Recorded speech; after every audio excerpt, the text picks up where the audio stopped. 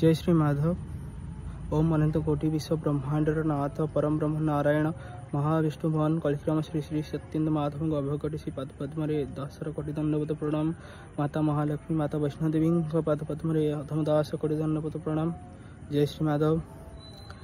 आज आम मालिकार किसी विश्वयुद्ध विषय तथ्य पाइलु जहाँ को आम भिडियो माध्यम आपण मानक जनइबू। मालिका लिखाई बहिब बारूद झड़ प्रबल बेगरे गंध दुर्गंधरे प्राण विकल हेबरे आसीब विदेशी सैन्य गुली खोला धरी परस्पर माड़ गोड़ हिंसा गुणे भरी केउठी पड़िब बोमा केउठी रॉकेट केउठी होइब हणा मरा एहा सत्य। मनीष मनीष मध्य हिंस्र युद्ध हेब महाभारी लड़ाई रे ए विश्व कंपिब। यह हमें मालिकार पाइलु।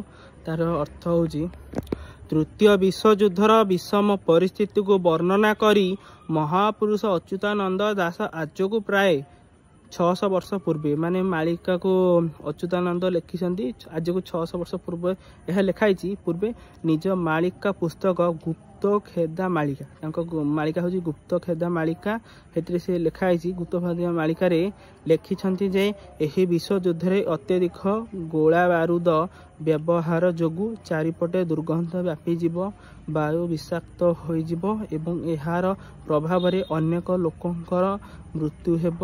विदेशी सैन्य माने भारत रे प्रवेश करी गोलीगोला वर्षा करिवे एवं व्यापक हिंसा घटाइबे।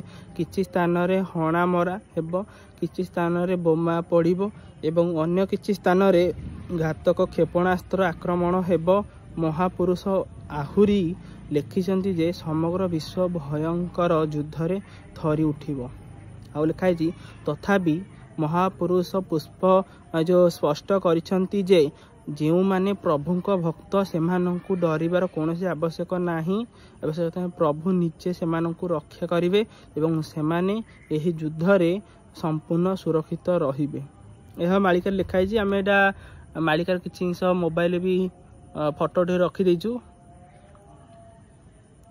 ता अर्थ होची माने तृतीय विश्वयुद्ध रे बहुत भयंकर परिस्थिति हम कौटी क्षेपणास्त्र पड़ा सहित कौटी बोमा पड़ो रॉकेट जो पड़ा सहित बहुत सामाजिक हिंसा एवं गुली माने विदेशी माने आसिकी आम पर आक्रमण करेंगे।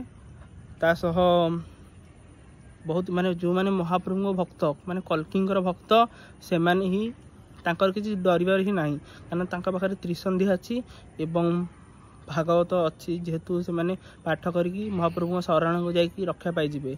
आपण भी निज निजर रक्षा करंतु। मालिका हूँ सत्य एटा मिथ्या नुह। ये हूँ अच्युतानंदर पत्थर गार माने तांकर सब कथा पत्थर गार होइची हब भी आती कही रोचु। आपण मानक एति जनार आमर थिला जे मालिकार यह तथ्य लिखा जाइए विश्वयुद्ध विषय रहलु। जय श्री माधव।